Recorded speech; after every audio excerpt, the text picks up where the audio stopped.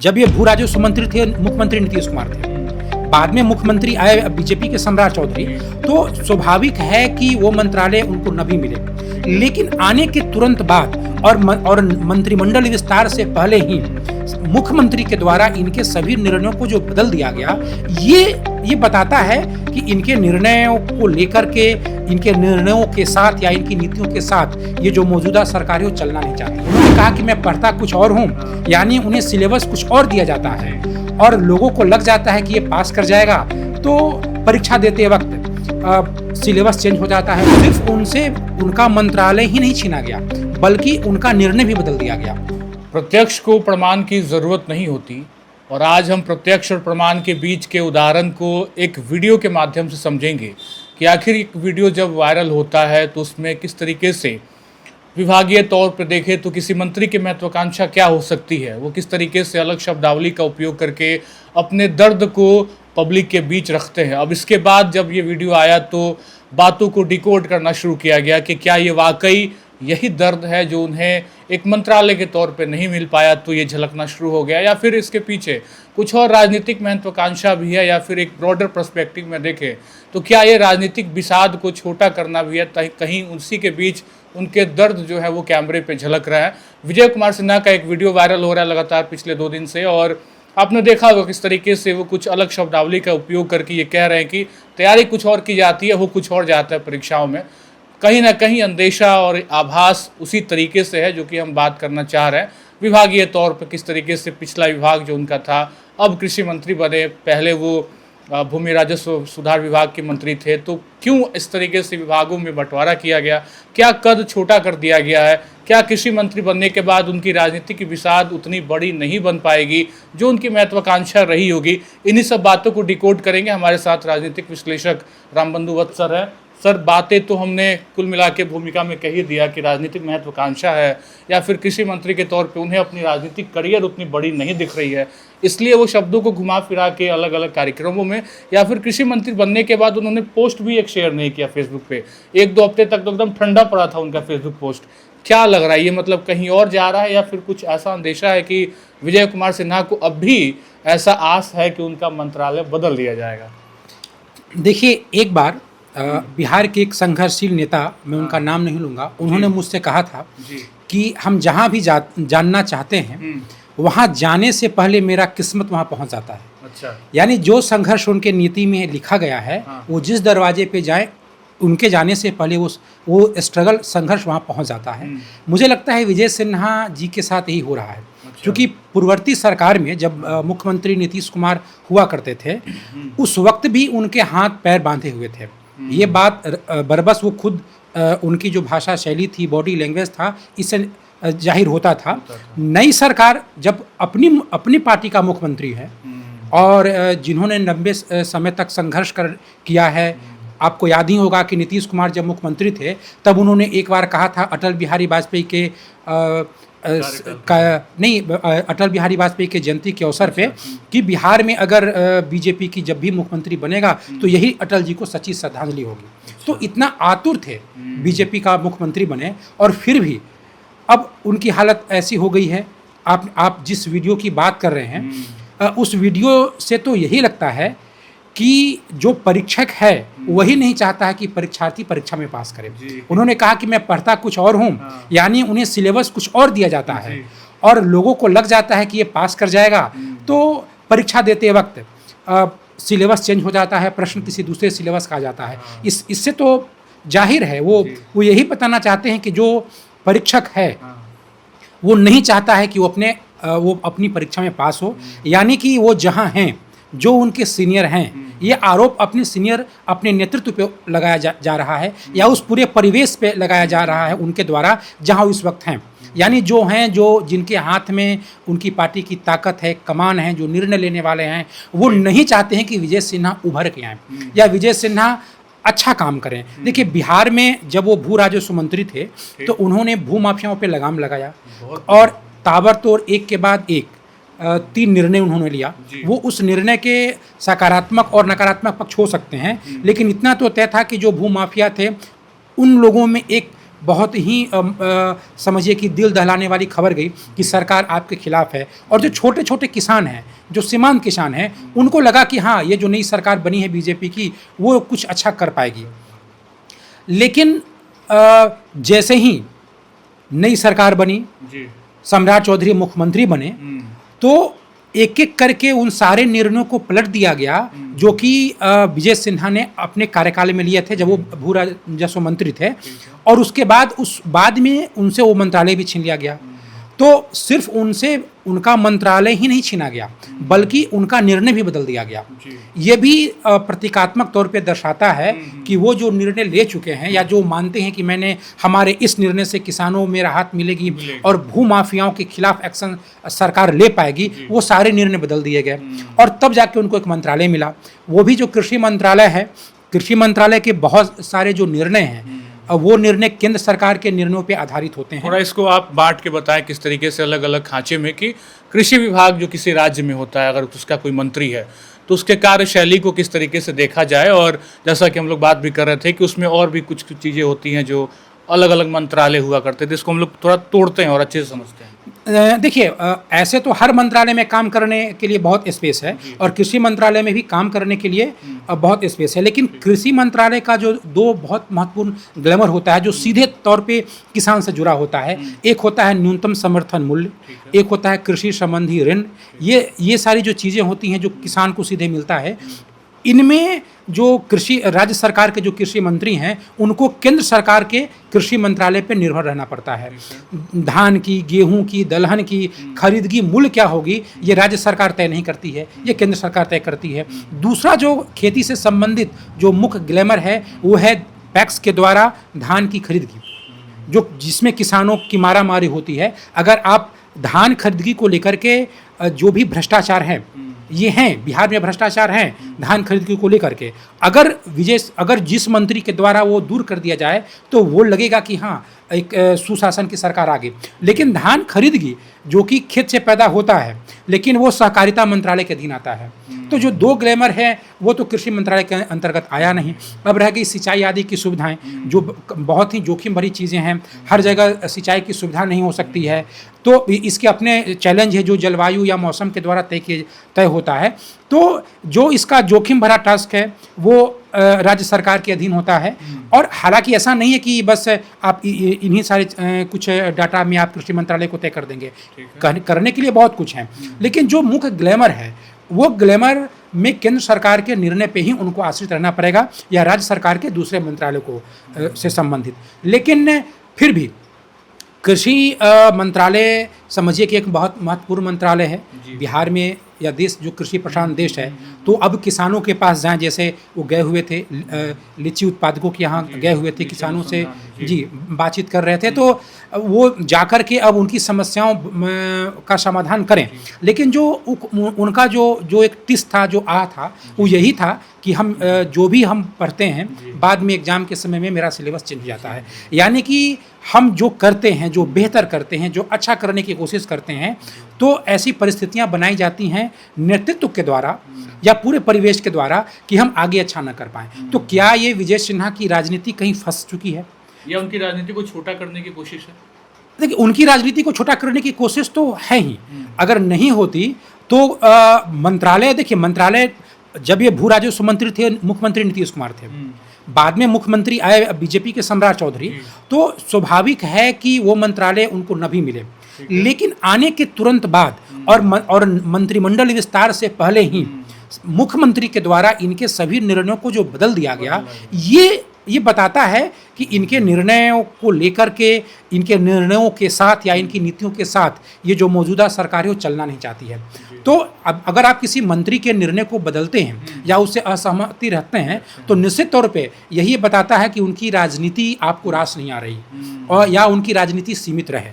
और मैंने शुरुआत में जो किस्मत और संघर्ष वाली बात कही, चूँकि विजय सिन्हा जब पहले यानी जब नीतीश कुमार मुख्यमंत्री हुआ करते थे उस वक्त भी उनकी राजनीति फंसी हुई थी।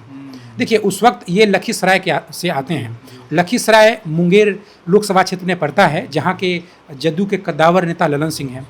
अब अगर आप स्थानीय तौर पे जाएंगे तो आपको पता चलेगा कि ललन सिंह और विजय सिन्हा में एक अघोषित सिद्ध युद्ध की स्थिति थी। चूंकि मुख्यमंत्री नीतीश कुमार थे, इसलिए ललन सिंह का काफ़ी चलता था। और हाल के कुछ वर्षों में, खासकर 2022 के बाद जब महागठबंधन से नीतीश कुमार की घर वापसी हुई, एनडीए में आए, तब से ललन सिंह का कद बहुत बढ़ गया। 2024 के इलेक्शन के बाद जब नीतीश कुमार के जो विधायक, जो सांसद हैं, और बीजेपी का अपना बहुमत, अपनी निजी तौर पे बहुमत नहीं मिल पाया, उस वक्त जदयू की जो भूमिका बढ़ गई, उसमें ललन सिंह की बहुत भूमिका बढ़ गई। वक्त संशोधन बिल को लेकर के ललन सिंह जिस तरीके से आंख मूंद करके बीजेपी का समर्थन दिए, तो ललन सिंह का प्रभाव बीजेपी के अंदर बढ़ गया। जो केंद्रीय नेतृत्व हैं, अमित शाह या नरेंद्र मोदी, इनके नज़रों के सामने भी उनकी एक पहचान थी। और यहाँ बिहार में मुख्यमंत्री तो नीतीश कुमार थे ही। तो उस वक्त भी विजय सिन्हा की जो राजनीति थी वो छोटी पड़ गई, उसका कद ललन सिंह के आगे छोटा पड़ गया। देखिए, आपको याद होगा कि 2022 में आरजेडी के 2022 के बाद जब एनडीए में आए थे नीतीश कुमार, तो सदन में बहुमत पास करने के लिए आरजेडी के कई विधायक बगावत किए थे, जिसमें एक आनंद मोहन के बेटा चेतन आनंद है, दूसरा सूर्यग्रह के तत्कालीन विधायक, आरजेडी के विधायक प्रहलाद यादव थे। और उसी प्रहलाद यादव को बीजेपी से, सूर्यग्रह से टिकट देने के लिए, और वो भी बीजेपी से टिकट देने के लिए विजय सिन्हा बहुत मेहनत किए, दिल्ली पटना एक कर दिए। लेकिन एक बार ललन सिंह बोल दिए कि वो लखीसराय के आतंक को सूर्यग्रह का विधायक नहीं बनने देंगे, तो फिर वो नहीं बन पाए। यानी कि बीजेपी सीट भी दे दी, सूर्यग्रह का सीट वो जदयू के पास चला गया, जबकि वो विधायक प्रहलाद यादव ने समर्थन दिया था, बागी होकर के वो समर्थन दिए थे। तो कम से कम इसकी कीमत भी तो मिलनी चाहिए थी। आज वही कीमत आनंद मोहन अपने बेटे चेतन आनंद के जरिए वसूल रहे हैं। तो इसका मतलब ये है कि वो प्रहलाद यादव पे वार नहीं था, वो विजय सिन्हा की जो राजनीति है उसको छोटा करना था। तो जब मुख्यमंत्री नीतीश कुमार थे, तब भी उनकी राजनीति एक पिंजरे में कैद थी। और हालांकि उस समय वो डिप्टी सीएम थे। उस वक्त एक बार याद होगा कि इलेक्शन के मतदान के दौरान ही उनकी बहस एक आरजेडी के एक नेता से हुई थी, और उन्होंने कहा था कि मेरी बात तो एसपी आदि लोग भी नहीं सुनते हैं। यानी बिहार का उप मुख्यमंत्री और उसकी बातें उसके जिला का, उसके गृह जिले का एसपी, गृह जिले का डीएम भी नहीं सुनता हो। तो ये परिस्थितियां कैसी आ गई? क्योंकि डीएम एसपी मुख्यमंत्री की बात सुनता है और मुख्यमंत्री नीतीश कुमार, तो इसका मतलब ये होता है कि ललन सिंह प्रभावशाली हैं। अब जब बीजेपी का अपना मुख्यमंत्री आया, तो अपने मुख्यमंत्री इनके आते हुए भी वो अपने मुख्यमंत्री भी गैरों जैसा व्यवहार करने लगे, इनके सारे निर्णयों को बदल दिए। अब इनको एक दे दिया गया कृषि, हाँ। तो इसका मतलब ये है कि इनकी राजनीति, पता नहीं इनकी राजनीति से किसको दिक्कत है, कैसे दिक्कत है, या फिर विजय सिन्हा को भी मूल्यांकन करना चाहिए कि वो किस मॉडल की राजनीति करते हैं, क्योंकि उनकी राजनीति किस मॉडल पे है, उससे लोगों की क्या समस्या हो रही है, अब अंदरूनी समस्या क्या हो रही है। तो ये, लेकिन इतना तो तय है कि विजय सिन्हा की जो राजनीति है उसके पर को कतरने का प्रयास हुआ है, और ये दर्द उनके जुबान पे आता है। उस बयान को भी याद कर लेते हैं, जब नाम अनाउंस करना था कि किस तरीके से सम्राट चौधरी का नाम आगे किया गया, तो बाहर आके विजय कुमार सिन्हा ने ये बात कहा कि कमांडर का आदेश था और हम लोगों ने पालन किया। वहाँ भी थोड़ी बहुत जुबान लड़खड़ा रहे थे, ऐसा बॉडी लैंग्वेज लग रहा था कि अंदर से खुश नहीं है। और दूसरा सवाल इसमें एक और चीज़ ऐड ऑन कर देते हैं, क्या भूमिहार की राजनीति के तौर पे ये बड़ा चेहरा उभर सकता था बीजेपी में? तो इस तरीके से भी थोड़ा दबाने की कोशिश है क्या? क्योंकि सामने गिरिराज सिंह भी हैं, ललन सिंह हैं, तो विजय कुमार सिन्हा को थोड़ा साइड करने की कोशिश है। देखिए, मुख्यमंत्री के नाम की जब घोषणा हो रही थी तो उनके चेहरे से साफ साफ झलक रहा था, वो बोल कुछ और रहे थे, उनके मुंह से शब्द कुछ और निकल रहे थे और चेहरे की आवाज़ कुछ और थी। और उन्होंने साफ साफ कहा कि हम कमांडर के आदेश से हम समर्थन किए हैं। राजनीति में नेता होता है और वो अपने कार्यकर्ता या अपने अधीनस्थ नेताओं का विश्वास जीतते हैं, तब निर्णय होता है। खासकर अगर आप देखें कि मुख्यमंत्री या कोई पद का चयन होता है तो कोई कमांडर की तरह आदेश नहीं देता, इसमें आदेश नहीं दिया जाता है, इसमें तो लोगों का विश्वास जीता जा सकता है। तो उनका जो कमांडर शब्द है यही अपने आप में कटाक्ष है। और वो उन बीजेपी के उन सभी नेताओं की आवाज़ बन गए थे जो कि मुख्यमंत्री सम्राट चौधरी के बनने के बाद नाराज थे। लेकिन खैर, वो तो एक अलग निर्णय हो गया। उसके बाद की जो इनकी जो राजनीति थी, उस राजनीति पे जिस तरीके से चाबुक चलाई जा रही है, तो क्या सम्राट चौधरी अपने मन से कर रहे हैं, क्योंकि मुझे नहीं लगता है, अगर आप डिकोड करें कि मंत्रिमंडल का विस्तार हुआ नहीं है, कौन भू राजस्व मंत्री है ये पता नहीं है, और उन्होंने जो 3 नियम जो विजय सिन्हा ने बनाए थे सब बदल दिए गए। इसका मतलब कि कहीं ना कहीं सम्राट चौधरी को भी निर्देश दिया गया होगा, कहीं ना कहीं से निर्देश मिला होगा, चाहे दिल्ली से मिले या उनको अपने पड़ोसी से मिले, लेकिन उनको निर्देश मिला होगा।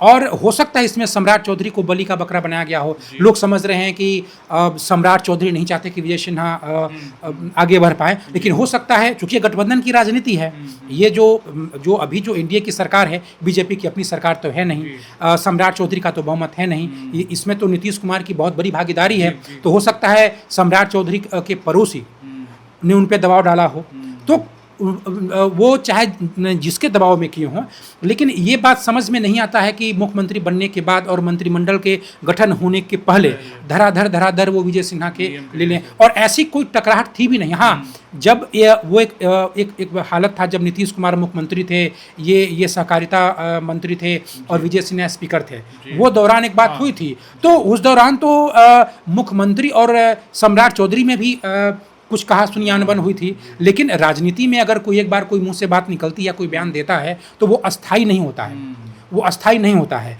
और मुझे लगता है कि विजय सिन्हा की जो राजनीति है, उनकी जो जाति की राजनीति है, उससे सम्राट चौधरी को कोई दिक्कत नहीं है। सम्राट चौधरी की राजनीति के लिए बहुत बड़ा, बहुत लंबा चौड़ा स्पेस है, उनकी जो सियासी ज़मीन है बहुत चौड़ी है, और उनकी जो सियासी ज़मीन है सम्राट चौधरी की, इसमें विजय सिन्हा कोई रुकावट नहीं है। तो कोई तो है जो सम्राट चौधरी के नाम पे खेल रहा है और वो चाहता है कि नेता बन के ना उभरे। हाँ देखिए, अगर बिहार में जो किसान हैं, अगर किसानों के ज़मीन को विजय सिन्हा का जो निर्णय था उससे अगर भूमाफियाओं की से सुरक्षा मिल जाती किसानों को, तो निश्चित रूप से विजय सिन्हा का कद बहुत बढ़ जाता, और बढ़ जाता तो जाहिर है कि दूसरे जो भूमिहार नेता हैं उनका कद छोटा हो जाता, तो हो सकता है। लेकिन मुझे ऐसा लगता है कि विजय सिन्हा को सम्राट चौधरी को भी डिकोड करना चाहिए। ये वो अभी बॉस हैं, बिहार के बॉस है, जैसे कि कभी नरेंद्र मोदी ने नितिन नवीन के लिए कहा कि अब मेरे बॉस हो गए, तो वैसे बॉस समझना चाहिए। और आप देखिए कि कभी सम्राट चौधरी बोले थे कि हम पगड़ी तब खोलेंगे जब नीतीश को हटाएंगे, और आज सम्राट चौधरी समझिए कि उनका जो व्यक्तित्व है कितना लचीलापन है। ये अच्छाई है राजनीति में। देखिए, सोना सज्जन साधु जन टूटे जुटे 100 बार, दुर्जन कुंभ कुम्हार के एक ही धक्का दरार।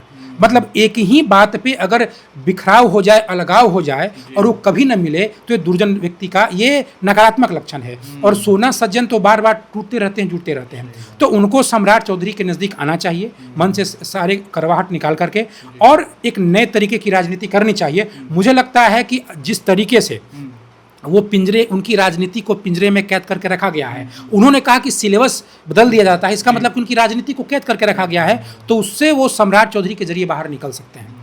एक छोटी सी टिप्पणी उस कार्यकाल पे भी कर लेते हैं कि मुझे ऐसा लगता है पर्सनली कि जब नीतीश कुमार 2025 विधानसभा के बाद मुख्यमंत्री बने, तो सम्राट चौधरी उप मुख्यमंत्री और साथ में गृह विभाग, और दूसरी तरफ विजय कुमार सिन्हा उप मुख्यमंत्री और साथ में भू राजस्व विभाग।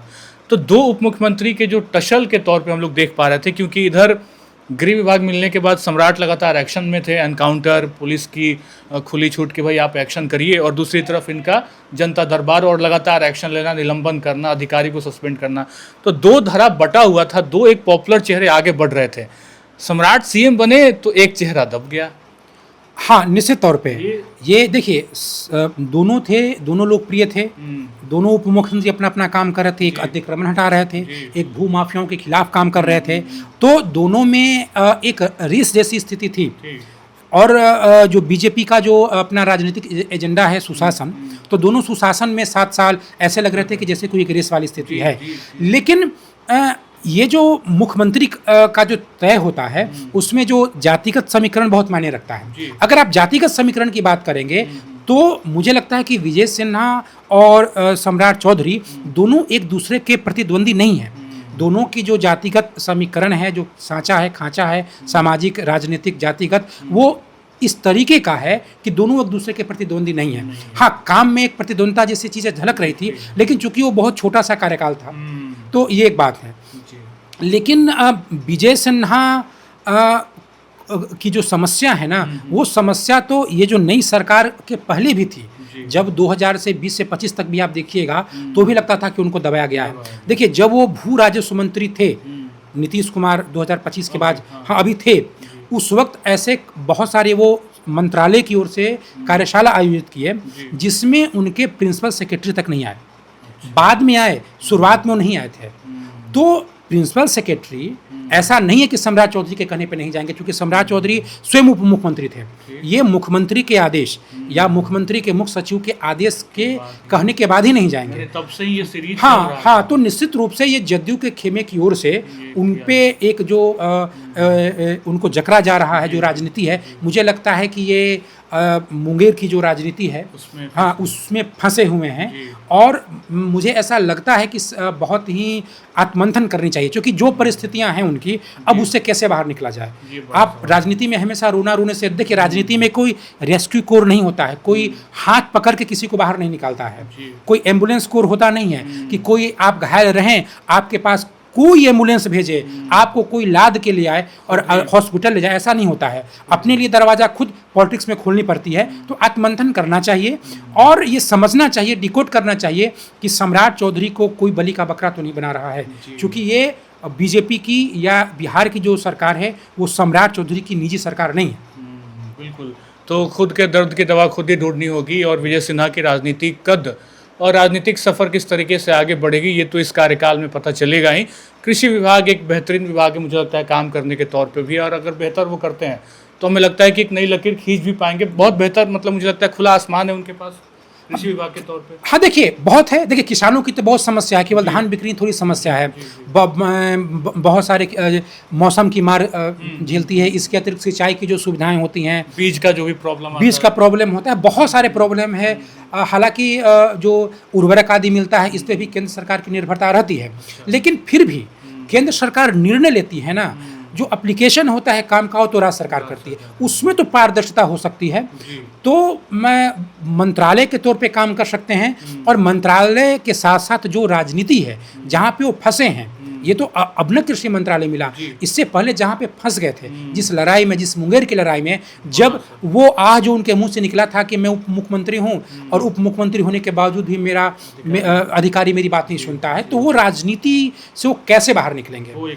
हाँ, जैसे देखिए, खुले छत के सारे दिए बुझ गए होते, कोई तो है जो हवाओं का पर कतरता है। इसको डिकोड करने वाली बात है कि कौन है जिसके साथ आप जुड़ेंगे तो आप उस पिंजरे से बाहर निकल पाएंगे। बिल्कुल, तो ये आइडेंटिफाई करने की ज़रूरत है और आत्ममंथन की ज़रूरत है विजय कुमार सिन्हा को। ये कहीं ना कहीं पूरी इस डिबेट में बात करके सामने आ रही है। फिलहाल ये वीडियो आपको कैसा लगा कमेंट करके ज़रूर बताइएगा। हमारे साथ राजनीतिक विश्लेषक रामबंधु वत्स सर थे, पूरी डीप नॉलेज के साथ, और डीपली कहीं ना कहीं हमने ये समझाने की कोशिश की कि विधायकी हो, मंत्रालय हो या फिर उनका राजनीतिक कैडर में बातचीत हो, कहीं ना कहीं चीज़ें कहीं फंसती दिख रही हैं। फिलहाल आज के वीडियो में इतना ही। आप बने रहे खबर अनफिल्टर्ड पे। बहुत बहुत शुक्रिया।